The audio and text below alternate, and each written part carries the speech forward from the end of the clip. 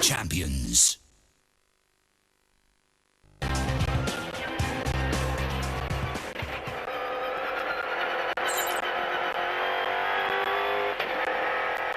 Calm and composed, Giniel de Villiers' partnership with Dirk van Zeldbeck worked out perfectly today.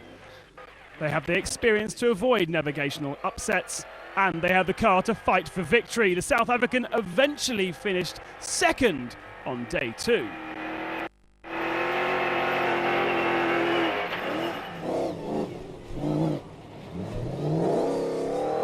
The one waypoint, I think at kilometer 70 or 80 was very, very difficult.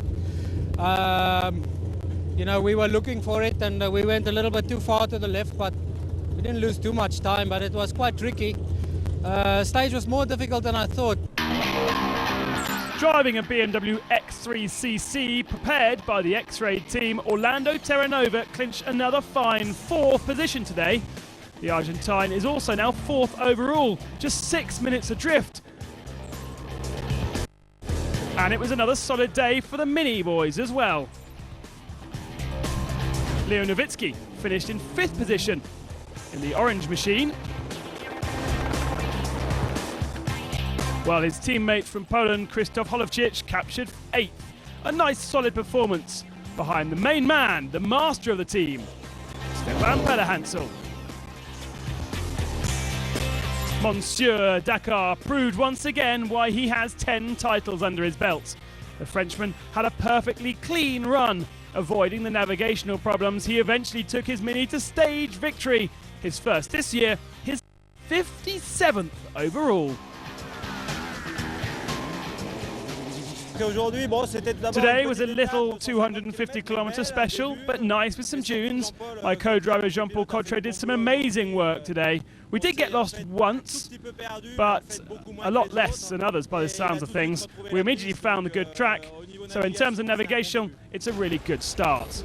Pederhansel, 2.5 minutes ahead of de Villiers. Chabot, a great result in 3rd. Terranova in the BMW 4th, and Nowitzki 5th.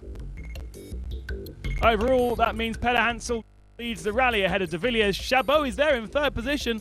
Terranova and Nowitzki round out the top 5.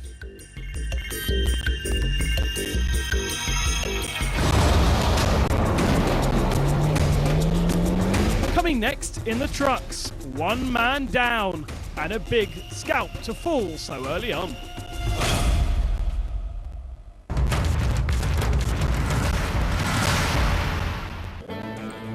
An estimated 1 million people came to see the Dakar yesterday at the Lima podium, but also along the stage and in the dunes around the Pisco bivouac. A really popular success for the Dakar. Used to crowds in Argentina, Peru has really taken to this Dakar spirit.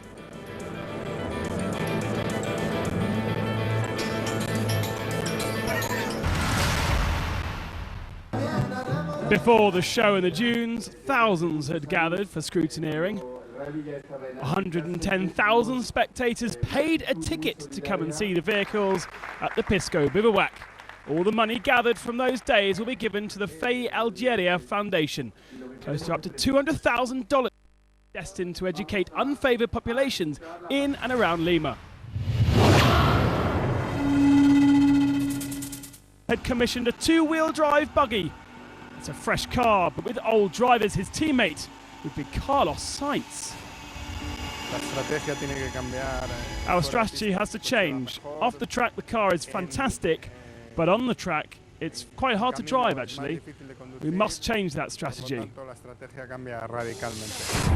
Who would have thought it then? After huge rivals in 2010 and on track in 2011, they would team up, especially after this crazy game of chicken.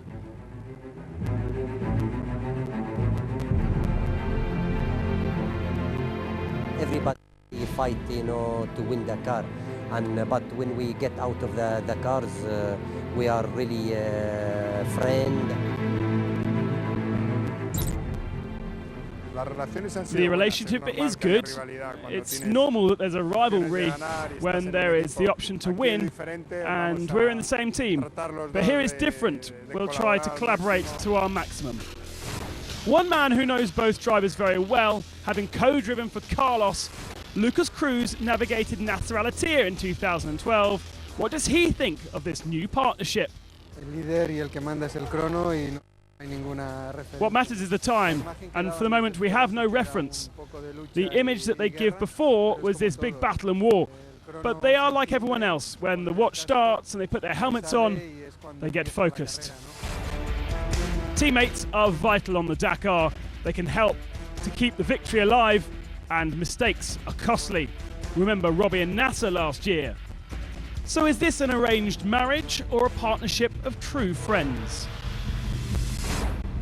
Believe me, tomorrow if Carlos is leading, I will help him. If I am leading, he will help me. We must be together because we need to reach the finish line with the two cars.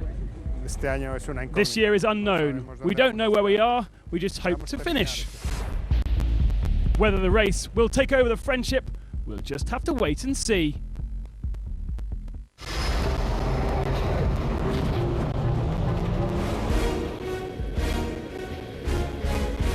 And so to the trucks.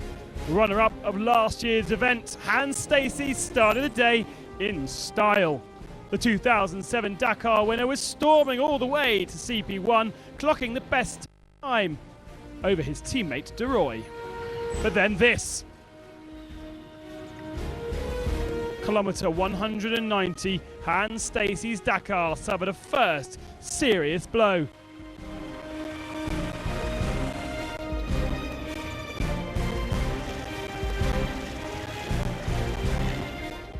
He eventually did get back on his wheels and reached the finishing 25 minutes down.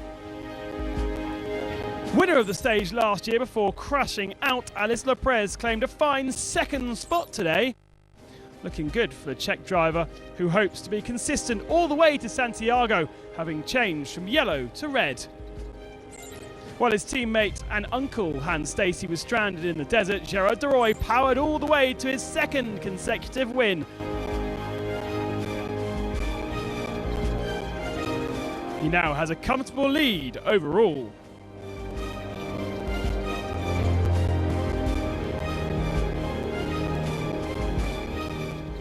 Mickey Biezion finished third on the day. His mission on the Dakar is to make it onto the Santiago podium. So far, so good for him, but the road is still long. While attention lies on the De Roy and Kamaz teams, the Wecker Man squad is one to count on to fight for the top spots as well. Peter Versluis, 10th last year, the Dutchman finishing 5th today. A good result.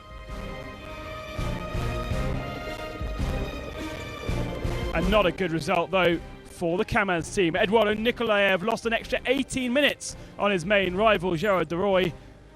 The Iveco De Roy team having the advantage over the Russians in this early stage of the rally.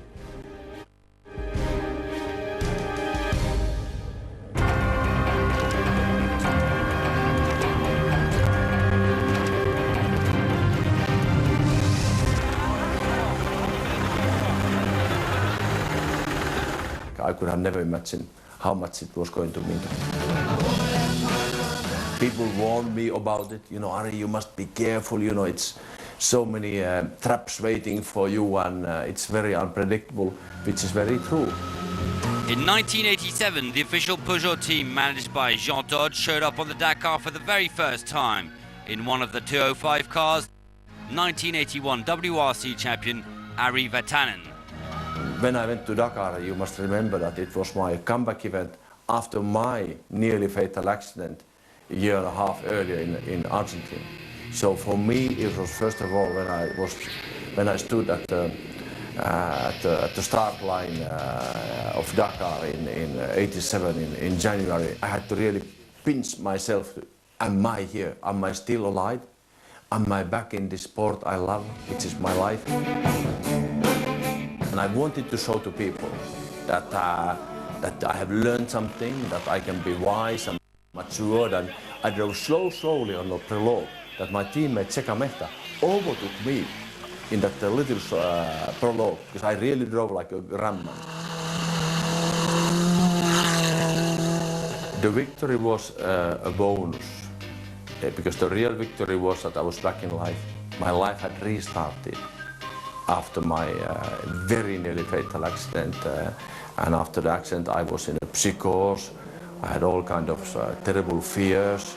I mean, I saw no light in my life at all. I just saw black tunnel, not even the ray of light. So when I finally arrived to famous Lacrosse and Rita was waiting, my wife was waiting for me there, I mean, it was unreal. It was unreal, the happiness, and bearing in mind that I come from literally from the black valley of death, and there I was in the sunshine at Lacrosse having won Dakar. I don't know, there are no words to describe how happy I was.